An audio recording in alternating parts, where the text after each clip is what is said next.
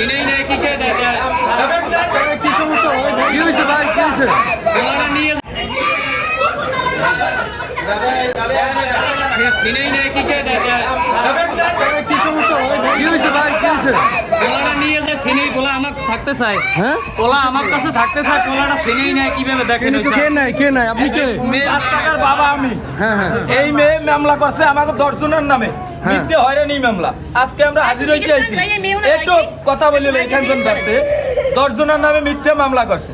মিথ্যে মামলা করার পর আমরা সব হাজির হইতে আসছি। কি মামলা করছে কি মামলা হয়রানি মামলা একটা 7 ধারা। এর আগে আরো 5টা মিথ্যে মামলা করছে। 5টা মামলায় আমি 3টে মামলা রায় পাইছি। 3টে মামলা নির্দোষ প্রমাণিত হয়েছি। এখন আমাদের 10 জনকে মিলাইয়া 4 জন স্টুডেন্ট সব মিলেই হয়রানি করছে। এখন হয়রানি করবার আমরা হাজির হতে আসি। আসার পর এই বাচ্চাটা আমার কোলে গেছে, বাচ্চাটা আমার ঠিক আছে, ও রটি গেছে, বাচ্চাটা আমার, যেহেতু আমি একটা খাবার কিনে দেওয়ার মতো হইতে পারি না বাবা, এই বাচ্চাটাকে টাইম নিয়ে সিরিয়ে তারপর নিয়ে যাইতে চেষ্টা করতেছে। আমি বলছি তুই খাবার কিনে দিই, তাও তার মা দিচ্ছে না। বাবা তুমি তুমি তোমার আম্মার সাথে যাবে না এই এখানে বলো বাবা তুমি কোথায় যাবা, আম্মুর সাথে যাবা, ওই যাবা।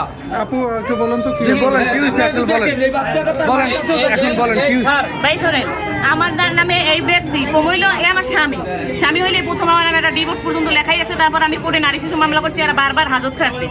বারবার হাজত খাওয়ানোর পর আমার কোনোভাবে হয়রানি করতে পারে না। তার 5টা মামলা দিচ্ছে, 5টা মামলা জামিনের ভিত্তিতে দিচ্ছে, একটা 7 ধারা দিচ্ছে একটা। দেওয়ার পর আমি ওই সব মামলা শেষ করছি। এখন আমি যখন একটা মামলা দিয়েছি, এখন আর ড্রাইভার যে মামলা থেকে হাজির হইয়া তারপরে আর নাম নিয়ে আমার ছেড়ে দিতে আছে। আচ্ছা বাচ্চার ব্যাপারটা কি হলো এই মতো বাচ্চার ব্যাপার বাচ্চা তো আমার সাথেই থাকে, চিনি লই যাইতেছে বাচ্চা তো আমার সাথেই থাকে, আর ও বাচ্চাও আমার সাথেই থাকে। এখন হয়েছে কি, ওর বাবারে দেখে বাবার কাছে বাচ্চা যাইতে চাইবে না।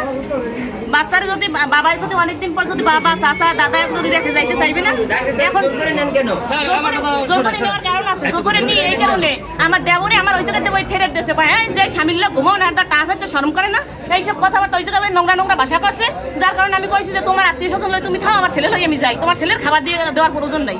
এই কথা আমি বলছি, এই বক্তা বললেন বাচ্চা নিয়ে যাওয়া দোষী, এখানে জোর করতে আছে তার বাচ্চা আমার একটু আপনাদের কাছে আবেদন, এই বাচ্চা যদি স্বেচ্ছায় তার মার কাছে যাইতে চায় আমি দিয়ে দেবো, আর স্বেচ্ছায় না যাইছে সেটা আপনারা জিজ্ঞেস করেন বাচ্চাকে, বাচ্চা কোথায় যাবে জিজ্ঞেস করেন, আপনারা জিজ্ঞেস করেন। এখন দেখেন ও তো ছোট মানুষ, হচ্ছে আপনাদের একটা পারিবারিক রেশন হলে বিপাকে পড়ছে, পারিবারিক রেশন হলে একটা বিপাকে পড়ে গেছে ছোট মানুষ। এখন কি করবে?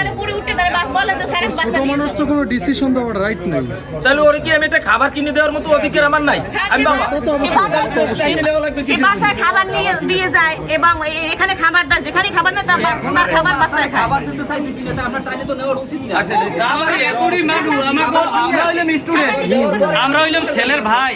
আমাকেও 4-5 জনের নামে এই যে এর আগে যে মামলা করছে, আমি 17 দিন জেল খাটছি। আমরা কি অপরাধটা করছি? আমরা কি অপরাধ করছি? নারী শিশু মামলা, আমরা তো কোনো কিছু করি নাই। আপনাদের বাসা কোথায়? আমাদের বাসা হচ্ছে দুমকি। আমরা তো কেউ কিছু করি নাই, আমাদের বাবা সহ বাবা মা ভাই বোন আমাকে সবাই জেল খাটাইছে 3-3 বার।